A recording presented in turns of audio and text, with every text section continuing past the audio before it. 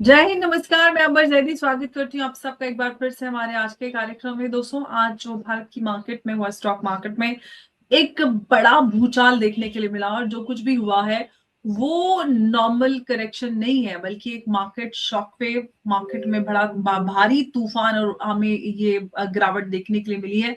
सोचिए जरा, जो सेंसेक्स है वो 2600 पॉइंट तक क्रैश हो जाता है, निफ्टी 800 पॉइंट तक टूट कर 23,000 के नीचे पहुंचता है। और ये सब जो होता है वो मिनट्स के अंदर होता है, और मिनटों में लाखों करोड़ों की जो वेल्थ है वो वाइप आउट हो जाती है।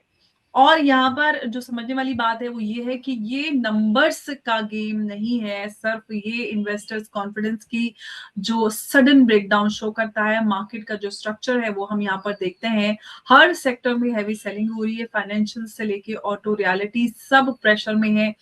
अगर हम ब्रॉड बेस्ड फॉल की अगर हम बात करते हैं, कोई सेफ जोन यहाँ पर नजर नहीं आता। और सबसे बड़ी बात यह है कि ये गिरावट एक ही रीजन से नहीं, बल्कि कई सारे यहाँ पर मल्टीपल ग्लोबल और डोमेस्टिक ट्रिगर्स का कॉम्बिनेशन बनकर यहाँ पर नजर आया। क्या वो ट्रिगर्स हैं, हम उसको थोड़ा सा समझ लेते हैं।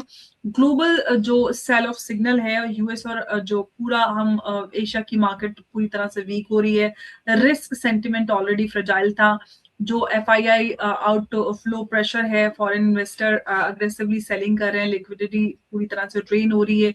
क्रूड ऑयल स्पाइक ऑयल जो प्राइस है उस पर आप देख रहे हैं कि इंडिया जैसे इंपोर्ट डिपेंडेंट जो इकोनॉमी है उनके लिए पूरा नेगेटिव बनता जा रहा है। जियोपॉलिटिकल टेंशन आप देख रहे हैं कि वेस्ट एशिया कॉन्फ्लिक्ट ने एक अनसर्टेनिटी जो है वो पीक पर पहुंचा दिया है। और इस सब के बीच में ये भारी जो गिरावट और एकदम बड़ा जो क्रैश है वो देखने को मिला है। तो इस पर हम चर्चा की शुरुआत करते हैं और इस पर बात करने के लिए मेरे साथ उमेश जी मौजूद है। उमेश जी, बहुत स्वागत है आपका। जय हिंद, नमस्कार। जय सिया राम अंबर जी। जय सिया राम। उमेश जी, क्या ये सिर्फ एक पैनिक रिएक्शन है या फिर हम ये कहें कि डीपर मार्केट करेक्शन की शुरुआत?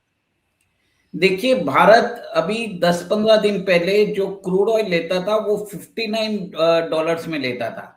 अभी हमने रशिया से 30 मिलियन बैरल हमने $99 में खरीदा है।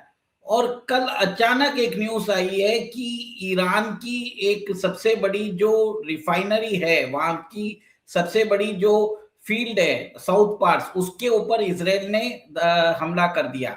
उसके बाद ईरान ने भी एक रिटेलिएशन स्ट्राइक किया और उन्होंने कतर की जो रास लफान इंडस्ट्रियल सिटी है, जो एलएनजी टर्मिनल्स है, उसके ऊपर हमला कर दिया।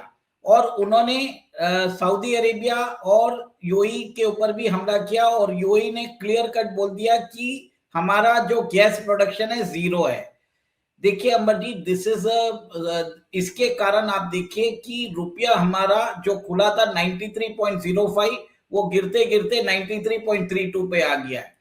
अब हमारा इंपोर्ट बिल बढ़ने वाला है, हमारा इन्फ्लेशन बढ़ने वाला है। उसके कारण जब ये इवेंट्स होते हैं, geopolitical events, markets immediately react करता है। और इसी के मद्देनजर भारत के मार्केट आज कम से कम 3.5% गिरे हैं। ब्रॉड बेस्ड सेलिंग आई है और ये रुकने वाली जैसे लग नहीं रही है। ये सिर्फ आज के दिन होगा, क्योंकि जो मिडिल ईस्ट के अंदर जो वॉर है, गल्फ के अंदर, वेस्ट एशिया के अंदर, वो एस्केलेट होता जा रहा है। स्टेप बाय स्टेप एस्केलेशन होता जा रहा है। आपकी 40% जो आपकी गैस आती है वो कतर से आती थी, वो कंप्लीटली बंद हो चुकी है। आप ये देखिए कि इंडस्ट्रियल सप्लाई नहीं होती जा रही है। तो भारत के मार्केट में रिएक्शन आना ही था। और उसी मद्देनजर आप देखिए कि आज भारत के मार्केट में इन्वेस्टर वेल्थ जो है 13 लाख करोड़ वाइप आउट हो चुकी है एक ही दिन के अंदर। और ये भी देखिए कि जो क्रूड ऑयल है जो अभी 111 बता रहा है, वो 118 पहुंच चुका है। और एनालिस्ट बोल रहे हैं अगर ये कोई स्टेप्स नहीं उठाए गए तो इमीडिएटली $150 भी पहुंच सकता है। और आपको सप्लाई भी मिलने वाली नहीं है। की इंडस्ट्रियल कंपोनेंट्स जैसे सल्फ्यूरिक एसिड और जो हीलियम गैस है, जो यूज होते हैं सेमीकंडक्टर्स, फर्टिलाइजर्स, आपके एमआरआई मशीन्स में, वो सब के ऊपर एक तरह से प्रश्न चिन्ह लग चुके हैं। रॉ मटेरियल्स के दाम डबल हो चुके हैं। फिनिश प्रोडक्ट्स भी आगे जाके इनके दाम बढ़ने वाले हैं। इसके कारण कंपनीज की प्रॉफिटेबिलिटी कम हो जाएगी, भारत का जो फिस्कल डेफिसिट है बढ़ जाएगा और रुपया भी एक तरह से कंटिन्यूसली लुढ़कता हुआ जाएगा। इसके कारण ये ब्रॉड बेस्ड करेक्शन चालू हो चुका है। इमीडिएटली ये थमता हुआ नजर नहीं आ रहा है। निफ्टी आज 23,000 तक आ चुका है। और अगर ईरान ने डीसैलिनेशन प्लांट्स, पावर प्रोजेक्ट्स और अंडर सी इंटरनेट केबल को और ऑयल इंफ्रास्ट्रक्चर को कंप्लीटली तबाह कर दिया, निफ्टी 18,800 भी पहुंच सकता है। ये भी बता देता हूं, ये थमने वाला नहीं है, बहुत ही ब्रूटल करेक्शन होगा और ये बहुत फास्ट होने वाला है, किसी को भी टाइम नहीं मिलने वाला, एस्केप का कोई अच्छा, चांस नहीं है। उमेश जी एक बात बताइए कि क्या जो FIIs है उसका आउटफ्लो और भी एक्सेलरेट होने वाला है? देखिए आज का जो फॉल हुआ ना 800 पॉइंट, सबसे बड़ा फॉल है आफ्टर अप्रैल 2025। सारे जो निफ्टी के स्टॉक्स है वो नेगेटिव में है।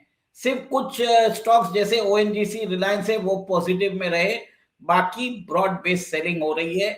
और FII है कंटिन्यूसली उन्होंने भारत से अपना पैसा निकाल चुके हैं। वो उन्होंने अभी तक 4 लाख करोड़ भारत की मार्केट से निकाले हैं। जब से आप देखिए लास्ट ईयर से वो कंटिन्यूसली निकालते जा रहे हैं। ये एक तरह से ब्रॉड बेस्ड सेलिंग जो हो रही है, इसका मतलब ये है कि FIIs को कुछ मालूम है, जिनको उनको लग रहा है कि इंडियन इकोनॉमी में आगे भी प्रॉब्लम हो सकता है, क्योंकि हमारा इंपोर्ट जो है वो एक्सपोर्ट से ज्यादा है। 90% हम अपनी जो क्रूड ऑयल है वो इंपोर्ट करते हैं। हम अपना 50 to 60% गैस है वो इंपोर्ट करते हैं। Bharat is a import dependent energy economy. और जब आप क्रूड ऑयल 50-60 पे लेते हो और सडनली आपको $100 देने पड़ते हैं, तो इसका रिएक्शन तो आएगा, इन्फ्लेशन बढ़ेगा देश के अंदर, आपकी कंपनीज की प्रॉफिटेबिलिटी गिरेगी, तो मार्केट तो रिएक्ट करेगा। और ये एक तरह से अभी थमने वाला नहीं है। मेरा ये मानना है कि इमीडिएटली मार्केट 21,700 आ सकता है। और इसके बाद भी अगर कुछ उसके अंदर कुछ अगर मेरा ये मानना है कि अगर उसके बाद भी एडवर्स रिपोर्ट्स आती रही तो मार्केट और भी करेक्ट कर सकता है, क्योंकि ईरान ने अभी बोल दिया है कि हमारा जो रिटेलिएशन है वो अभी खत्म नहीं हुआ है, हमने तो अभी स्टार्ट किया है। तो स्टेप बाय स्टेप एस्केलेशन हो रहा है। और अमेरिकन और अब आज पेंटागन ने भी अमेरिकन कांग्रेस से $200 बिलियन की मांग की है to fund the Iran war. अभी तक ईरान वॉर के अंदर 20 दिन के अंदर अमेरिका ने $25 बिलियन खर्च कर दिए। तो अगर आप 200 बिलियन मांग रहे हो तो आप 6 महीने की प्लानिंग कर रहे हो, सोचिए। जी। अब यहाँ पर उमेश जी मैं आपसे एक और बात जानना चाहती हूँ कि क्या जो ये राइजिंग क्रूड ऑयल और ये सारा कुछ है, इंडिया का जो इन्फ्लेशन है वो और उसके ग्रोथ को हिट करेगा? देखिए सबसे बड़ी बात है कि भारत के अंदर सब्सिडीज बहुत देते हैं। हम फर्टिलाइजर सब्सिडी देते हैं, फूड सब्सिडी देते हैं। चाइना ने बोल दिया है कि वो फर्टिलाइजर एक्सपोर्ट्स बंद कर दिया है उसने अगस्त तक। और विश्व एक रिपोर्ट भी आ रही है कि ईरान वॉर के कारण ग्लोबल फूड क्राइसिस होने वाले हैं। इस सब का असर भारत सरकार के बजट पे पड़ेगा। और जब भारत सरकार का बजट अगर एक्सीड होगा तो हमारा फिस्कल डेफिसिट बढ़ने वाला है। और इसके कारण आप ये देखेंगे गवर्नमेंट के पास जो डेवलपमेंट ओरिएंटेड फंड्स है उसकी कटौती करनी पड़ेगी, इंफ्रास्ट्रक्चर की कटौती करनी पड़ेगी। तो भारत के ऊपर तो असर आना ही है, इसका बहुत बड़ा असर आएगा। क्योंकि हमारा जो फर्टिलाइजर जो हम देते हैं सब्सिडी, फूड सब्सिडी देते हैं, भारत के अंदर आप सोचिए 80 करोड़ लोगों को प्रधानमंत्री की योजना के अनुसार उनको फ्री में चावल और उनको गेहूं दिया जाता है। विश्व की सबसे बड़ी फूड सब्सिडी स्कीम भारत के अंदर चलाई जा रही है और 2028 तक ये चालू रहेगी। बिल्कुल। लेकिन अब यहाँ पर जी मैं थोड़ा रिटेल इन्वेस्टर्स को लेकर आपसे सवाल जानना चाहती हूँ कि रिटेल इन्वेस्टर्स को आप क्या कहेंगे कि क्या अभी भी वो डिप बाय करें या फिर थोड़ा इंतजार करने की आवश्यकता नजर आती है आपको? क्या एडवाइस आते थे रिटेल इन्वेस्टर्स के? Ambar ji, this is a falling knife, हम भी कुछ भी नहीं बोल सकते। अभी सप्लाई साइड शॉक्स हमने देखा नहीं है, सबके पास इन्वेंट्री पड़ी है। आज मैं अगर कोई गुड प्रोड्यूस कर रहा हूं, कल मेरा अगर जो रॉ मटेरियल है वो आज मेरे फिनिश गुड से ज्यादा उग जाएगी, तो अचानक जो चीज मैं आज 10 रुपए में बेच रहा हूं मुझे 15 में बेचना पड़ेगा, ये हो सकता है। प्लास्टिक्स के अंदर जो रॉ मटेरियल्स है दाम डबल हो चुके हैं। और ये भी बात हो रही है मार्केट में सेल नहीं है क्योंकि कोई खरीदना नहीं चाहता, क्योंकि अभी लोगों के पास 1 महीने की इन्वेंट्री है। और आप ये देखिए कि पेंटागन ने अभी $200 बिलियन मांगे हैं यूएस कांग्रेस से। तो ये वॉर वो 6 महीने तक करने की तैयारी कर रहे हैं। सऊदी ने ईरान को चेतावनी दे दी है कि हम स्ट्राइक बैक कर सकते हैं। और अभी गल्फ काउंसिल ने, सब गल्फ काउंसिल के मेंबर्स ने ईरान को अपील की है कि आप उनके ऊपर स्ट्राइक मत करिए। वो बोल रहे हैं कि अगर आप इस्लामिक नेशन हो तो आप हमारे ऊपर स्ट्राइक क्यों कर रहे हो। उन्होंने सारे 10 से 12 कंट्रीज के नाम भी लिख के उनके सामने रखा है। ईरान अगर मानता नहीं है तो एक ब्रॉड बेस इन्वेजन हो सकता है। नेटो के अंदर बातचीत चालू हो गई है कि स्ट्रेट ऑफ हॉर्मुज को कैसे सेव किया जाए। अगर स्ट्रेट ऑफ हॉर्मुज को सेव करना है तो ईरान के अंदर आपको इन्वेजन करना पड़ेगा, और उस इन्वेजन के अंदर ब्रॉड बेस अलायंस होगा जिसको लीड करेगा अमेरिका, इजराइल और सारी गल्फ कंट्रीज। उनको लीड करके ईरान के ऊपर इम्प्रेशन हो सकता है। और ये वॉर जो है अगले 1 महीना तो चलना ही है, इतनी जल्दी खत्म होने वाले नहीं है। और एनालिस्ट बोल रहे हैं कि इसको 6 महीने तक भी ले जाने का एक तरह से कार्यक्रम हो चुका है। ओके, लेकिन हम वापस मुद्दे पर आते हैं जिस पर हम चर्चा कर रहे हैं। और सबसे बड़ी बात और सबसे बड़ा सवाल ये है कि क्या ये बॉटम है या फिर हम और भी कोई गिरावट इससे ज्यादा बड़ी बाकी है। मेरे ख्याल से अभी भी गिरावट बाकी है। अभी तक क्लियर सिग्नल्स नहीं आए हैं। वॉर के अंदर क्या सिचुएशन डेवलप होगी, वी नेवर नो। तो मेरा मानना अभी ये है कि अभी इन्वेस्ट मत करिए। हाँ, अगर आपको अगर कोई कन्विक्शन है तो रुपए का अगर हो सके तो 5% आप इन्वेस्ट कर दीजिए, इतना बोलूंगा। स्टार्ट करना है तो करने के लिए अच्छा लेवल है, पर और भी गिर सकता है।